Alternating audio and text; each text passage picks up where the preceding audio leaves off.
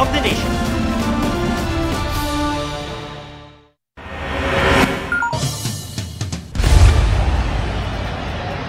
Nakaranas ng matinding baha at landslide ang probinsya ng Cebu dahil sa masamang panahon. Sa Cebu City hanggang dibdib ang baha. Ilang residente ng barangay Mabolo ang inilikas. Sa barangay Pardo, pinasok ng rumaragas ang tubig ang ilang bahay. Stranded naman ang ilang motorista sa Talisay City dahil sa landslide. Bumagsak ang maliit na tulay papasok sa second floor ng isang istruktura. Nagmistulang sapa ang ilang kalsada. Ilang kotse naman ang lumutang. Nagpastaong baha naman ang naranasan sa ilang lugar sa Mandawi City. Ayon sa Pag-asa, posibleng maranasan pa rin ang bahagya hanggang sa malakas sa pag-ulan sa nihinang pagtindi ng hanging habagat na pinalakas ng bagyong Krising.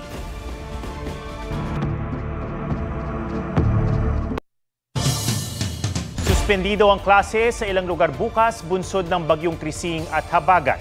Walang pasok sa lahat ng antas sa mga pampubliko at pribadong paaralan sa Pasay, Las Piñas, Malabon, San Juan City, Marikina, Cainta, Rizal, Bataan, Catanduanes, Valderrama Antique, Binalbaga, Negros Occidental at San Vicente, Palawan.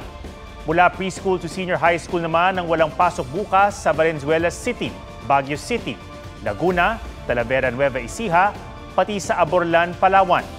Kanselado naman ang face-to-face classes sa lahat ng antas sa Angono, Antipolo, Paras, Cardona, Morong, Rodriguez, San Mateo at Taytay sa Rizal. Gayon din sa Cavite, Calaca, Batangas at Talisay, Negros Occidental.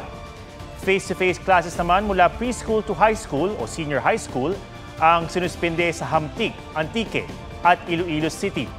Pakipag-ugnayan sa inyong mga paaralan kaugnay sa pagpapatupad ng online o modular distance learning.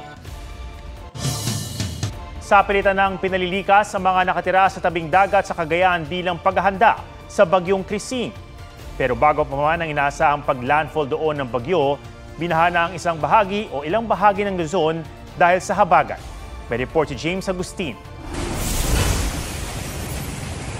Di pa man tinutumbok ng bagyong Krising ang Northern Luzon, nagmistulang ilog na ang Canao Bridge sa Tabuk, Kalinga dahil sa baha kahapon. Ilang sasakyan ang di na sumugal kaya stranded sa tulay. Binahari ng ilang kalsada dahil sa pag-agos ng tubig mula sa bundok. Sa Legazpi, Albay, malakas ang ulan kaya nagkansela ng klase kanina. Malakas din ang ulan sa Catanduanes. Ipinagbawal muna ng Philippine Coast Guard ang paglalayag ng lahat ng uri at laki ng sasakyang pandagat. Nakataas na ang blue alert sa lahat ng local DRMC sa Bicol Region. Pinaghahandaan na rin ang posibleng pag-agos ng lahar sakaling bumuhos ang malakas na ulan. Sa Cagayan kung saan inaasahang maglalandfall ang bagyo, itinaas na sa red alert status ang paghahanda ng mga otoridad. Ipatutupad ang forced evacuation na sapilitang paglikas sa mga nakatira sa tabing dagat. 15 coastal municipalities ang binabantayan ng PDRMO. Huwag na po tayong magdidili-dali na hindi sumama sa mga barangay officials kapag kayo po ay pinuntahan para sa kasiguraduhan po nila at kaligtasan. Maaga pa lang naglagay na ng mga pabigat sa bubong ang mga residente. Natakot kami baka lumipat yung mga bubong namin. Iginilid na rin ang mga bangkang ginagamit sa mga cave tour. Pinagbabaklas din ang ilang cottage. Sa Ilocos Norte, naghahanda ng lumikas sa mga nakatira malapit sa ilog. Tinitignan namin yung ilog kung tataas, sir. Tapos yun, nag-impake ng gamit, nagtataas ng gamit. Ang ilang magsasaka, inagahan ng pag-aani ng mga pananim para hindi masira ng bagyo. Naka-alerto na ang 21 munisipyo at 2 lungsod sa posibleng epekto ng bagyo. We already advised our counterparts from the different towns in the province na to immediately conduct a preemptive evacuation for those areas na prone to flooding and to other hazards. Sa Zambales, naka-white alert o naka-standby na mga emergency personnel. Nakahanda na rin ang mga rescue teams, rubber boats at relief goods. Sa Dinalungan, Aurora, may ilang nagtaas na ng kanilang mga bangka. Pero may ilan ding sinamantalang pumalaot habang payapa pa ang dagat. James Agustin, nagbabalita para sa GMA Integrated News. Bago ngayong gabi, inilabas ng PNP Forensic Group ang larawan ng mga buto ng mga tao na naiahon mula sa Taal Lake ngayong araw. Ayon sa Justice Department, nakakuha ng bahagi ng tadyang o ribs ng tao. May report si Ian Cruz.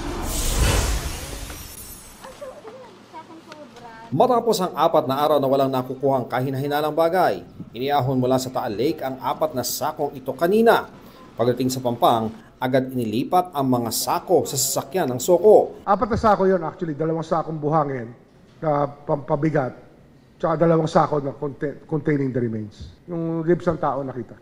Ipinakita ang litrato ng 15 piraso ng mga umano'y skeletal remains na nakuha kanina. Nakuha ang mga ito sa lugar na itinuro ng mga source na kinumpirma ng whistleblower na si Julie Dondon Patidongan alias Totoy. The bankeros identified it. The area. Dito ho tinatapon. So nung doon pumunta ang diver, doon may nahanap. Yung nahanap today sa quadrant na yon sa Taal Lake is a positive indication that he knew what he was talking about. Ayon sa PNP Forensic Group, 71 sample na ang kanilang nakukuha. 6 sa mga ito, hinihinalang mula sa tao. Talagang graveyard to eh. It's actually the graveyard within the lake. If you picture it in your mind, marami nakakalat dyan na remains sa lawa. Gamit ang underwater remotely operated vehicle, ipinakita ng Philippine Coast Guard kung gaano kaburak sa ilalim ng lawa. Kaya patuloy ang testing sa mga ROV para malaman ang tamang taas ng underwater drone mula sa lake bed para hindi nito mabulabog ang makapal na burak. Hindi lang ang kondisyon ng lawa ang hamon sa paghahanap, pati ang paminsan-minsang pag-alboroto ng Bulkang Taal. Kanina, nagkaroon ng minor phreatomagmatic eruption ang main crater ng bulkan na tumagal ng 12 minuto. Sabi ng PHIVOLCS, ligtas naman sa buong lawa ng Taal. Ang ipinagbabawal lang ay ang pagpunta sa mismong Volcano Island. Kahapon, 3 bangkay ang hinukay mula sa public cemetery ng Laurel, Batangas. Ayon kay Justice Secretary Remulla, ang mga pinahukay ay mga katawang lumutang umuno sa Taal Lake noong 2020. Base sa impormasyon nila, may 3 nawala sa lipa noong 2020, kabilang ang isang babae. Isa raw sa mga nahukay ang nakitang posibleng babae. Sabi ng sepulturero, nanggaling sa Daculo Funeral Services ang mga 10 hinukay roon. Kwento ng manager ng punerarya, magkakaibang buwan pinakuha sa kanila ang mga katawan sa boundary ng Laurel, Calaca at Lemery matapos iulat ang mga ito sa pulisya. Yun nga po sir, mga tapon lang po. Tapos may mga tama ng baril. Saan to? Laging ulo. Tapos nakatali ang pa? Yung iba po, bulok na. Wala po talaga. Tapos lagi po silang lahat nakabrief lang. Nang wala raw kaanak na nag-claim sa mga katawan, nagpaalam na raw sila sa pulisya na ipalibing ang mga ito. Tumanggi magpa-interview ang hepe ng pulisya dahil wala raw siyang otoridad na magsalita. Ang record naman ng Office of the Civil Registry ng Bayan nasira sa baha bunsod ng bagyong Christine noong nakarang taon. Natunto namin ang sinasabing pinagkuhanan ng mga bangkay. Sabi ng isang residente, marami nang nakitang bangkay sa bangin. Mga 3-4 daw ang nakita niya noong 2021 hanggang 2022. Yun po yung mga binabaril lang na parang pinagbibinta mga adik. Tingin mo sa bungero ba yun? Hindi po. Tinawag namang kasinungalingan ni dating NCR Police Chief Jonel Estomo ang mga paratang sa kanya ni Patidongan na sangkot siya sa pagkawala ng mga sabungero. Dapat daw mag-public apology si Patidongan at bawiin daw dapat ito dahil kung hindi ay sasampahan niya ito ng reklamo. Inilabas ni Estomo ang sertifikasyon mula sa Pitmaster Foundation na nagsasabing hindi siya trustee o opisyal ng korporasyon at wala siyang kaugnayan sa business activities o operasyon nito. Ang Pitmaster Foundation ay charitable organization ng gaming company na Lucky 8 Star Quest na pagmamay-ari ni Atong Ang. Sagot naman ni Patidongan, bakit daw siya magpa-public apology gayong wala raw siyang kasalanan. Tanong pa niya sa ipinakitang sertifikasyon ni Estomo, bakit galing sa Pitmaster Foundation ang sertifikasyon? Dapat daw ay sa Lucky 8 ang gaming company na pagmamay-ari ni Ang. Hinihinga namin ang reaksyon dito si Ang. Ian Cruz nagbabalita para sa GMA Integrated News. Nagsuspindi na rin ang pasok sa Caloocan bukas. Suspendido ang face-to-face classes sa lahat ng antas sa mga pribado at pampublikong paaralan sa lungsod. Wala na ring pasok sa lahat ng antas sa buong lalawigan ng Batangas. Tila sanib puwersa ang bagyong Krising at Habagat sa pagpapaulan sa malaking bahagi ng bansa. Ilang lugar sa Visayas at Mindanao ang nakaranas ng matinding baha at landslide. May report si Darlene Kai. Perwisyo ang idinulot ng malakas sa pag-ulan sa mga residente ng Barangay Minaa sa Ibahay, Aklan matapos malubog sa baha ang kanilang mga bahay. Ayon kay Hughes Cooper Winnie Taiko, magdamag silang inulan kaya ilan sa kanila ang lumikas nang rumagasa ang tubig. Ilang gamit sa bahay ang inanod at nasira ng lampas taong baha na humupa rin kalaunan. Sa Cruising Stockyard. Bumuhos din ang malakas na ulan sa ilang bahagi ng Negros Occidental. Sa Kabangkalan City, abot tuhod ang baha. Inilipat ang kabaong na ito matapos bahain ang burol. Ilang residente sa Barangay Kaliling, Kawayan ang sinagip dahil sa pagtaas ng tubig. Sa Barangay Manlukahok, Sipalay City, hindi madaanan ang kasadang ito dahil sa landslide.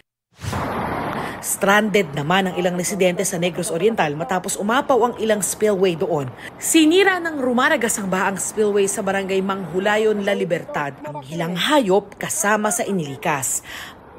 Grabe ang baha. Baha rin sa ilang kalsada sa Sebaste, Antique. Nagmistulang ilog naman sa Tibiao, Antique. Sa Barangay Ulia, Hindi makadaan sa kalsada ang ilang sasakyan. Mabilis din ang ragasan ng tubig sa Barangay Santo Rosario. Nilamon at sinira ng lupa ang ilang bahay doon. Walang nasaktan sa pagguho ng lupa. Naputol ang hanging bridge sa Barangay Bitas, Patnongon kaya di makatawid ang mga residente. Mahigpit na minomonitor ng Antique PDRMO ang level ng tubig sa 10 ilog sa probinsya. Hanggang tuhod ang pagbaha sa Barangay Nuling sa Sultan Kudarat. Sa Barangay Buraraw 2, inilagay sa isang batyang 2 buwang gulang na sanggol na inirescue ng Philippine Coast Guard. Nirescue rin ng 3 babaeng kapatid at kanyang ama. Sa tindi ng baha, inilikas na ang ilang residente. Nabagsakan naman ang puno ng niyog ang sasakyang ito sa Maguindanao del Norte dahil sa malakas na hangin. Nabagsakan din ng puno ang bubong ng isang bahay sa Dapitan City, Zamboanga del Norte. 2 barko naman ang sumadsad sa dalampasigan ng Zamboanga City dahil sa malakas na hangin at alon. Ayon sa Pag-asa, epekto ng habagat na pinalakas ng bagyong Krising ang naranasang pag-ulan sa Mindanao. Although dili kay ta direkta maapektuhan aning si Tropical Depression Krising, ang iyahang dagan ug ang iyahang kakusog sa mga mosunod nga mga adlaw is birahon man kaning habagat nga pwede nga ang kading habagat mo abot na sa atoa. Darlene Kai, nagbabalita para sa GMA Integrated News. Arestado ang isang babaeng nagbebenta umano ng abortion pills online. Natuntun siya ng NBI matapos ituro ng rider na pinag-deliver niya. Ayon sa NBI, mala DIY na paraan ng abortion ang pinopromote ng suspect. Inilalako niya sa ilang social media platforms ang pinaghalo-halong gamot o abortion kits sa halagang 5,000 hanggang 10,000 pesos. Sinusubukan pa namin makuha ang panig ng suspect na nahaharap sa patong-patong na reklamo. Imbis na mga pasalubong, mahigit 100 kilo ng hinihinalang shabu ang laman ng ilang naharang na balikbayan box mula California. Ayon sa Bureau of Customs, nakalagay ang mga ito sa 4 sa 700 kahon sa shipment sa Manila International Container Port. Idineklara ang mga ito bilang personal effects. Mahigit 700 milyong piso ang halaga ng umano'y shabu na ito-turn over sa Philippine Drug Enforcement Agency. Sinusubukan ng GMA Integrated News na makuha ang panig ng deconsolidator pero wala pa silang sagot. Tinamaan ng airstrike ng Israel ang Syrian military headquarters sa Damascus. شباب في عندنا قصف شباب قصف يا شباب خذونا على الهواء يا شباب قصف جديد مبنى هيئة الأركان خالص. Nangyari yan habang live na nag-uulat ng reporter ng Al Jazeera sa Damascus, Syria. Makikita ang sunod-sunod na pagsabog sa mga gusali na bahagi ng Syrian Defense Ministry hanggang mabalot ng usok ang paligid nito. Nabulabog rin ang live broadcast ng isang TV station kung saan nakita ang bahagyang pagyanig dahil sa lakas ng pagsabog. Tinarget din ng airstrike ang isang lugar malapit sa Presidential Palace. Sa pinakahuling ulat, di bababa sa 3 ang patay sa nangyari.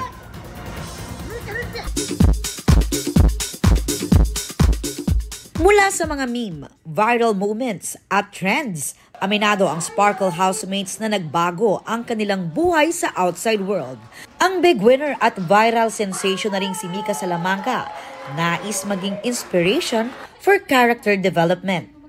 Ang mga kaship ni Bianca De Vera na sina Will Ashley at Dustin Yu na bigla sa dami ng Wilka at Dusby supporters. Kaya kung payag na magkatrabaho sa isang project together, sagot nila, interesting din na mag-work kami ulit with Bianca naman. Alam ko marami nag-aabang yan. Kasi ako worked with Dustin na rin and Bianca. And pareho silang friends ko. And masasabi ko talaga na very, very professional sila. So I'm looking forward talaga na makatrabaho sila ulit. Si Shuvi Etrata nagkaroon daw ng maraming endorsements at guestings. Dumami rin daw ang opportunities na natanggap ni na AZ Martinez, Charlie Fleming, Josh Ford, Vince Maristella, Michael Sager at Ashley Ortega. Harry Potter star Emma Watson, off the wheels muna matapos silbihan ng korte ng 6 months driving ban dahil sa speeding last year. Pinagmumulta rin siya. Ilan sa fans niya ang nagsabing OA ang parusa kay Emma na nag-drive ng 60 kilometers per hour.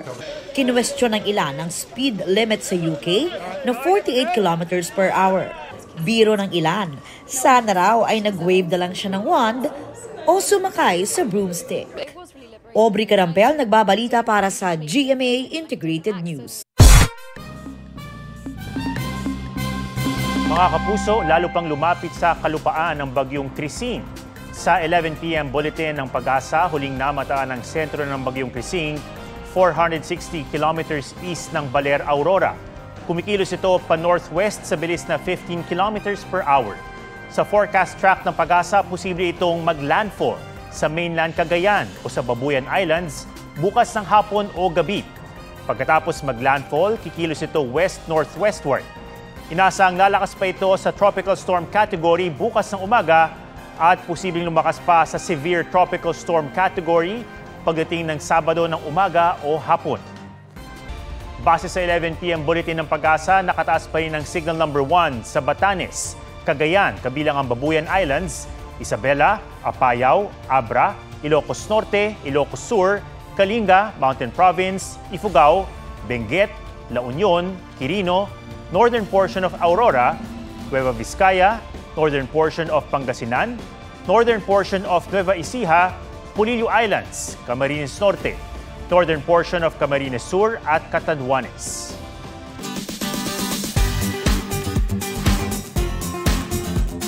Nagsaboy ng kaaliwan ang duo sa isang kasal dahil sa on-fleek nilang pagsaboy ng petals.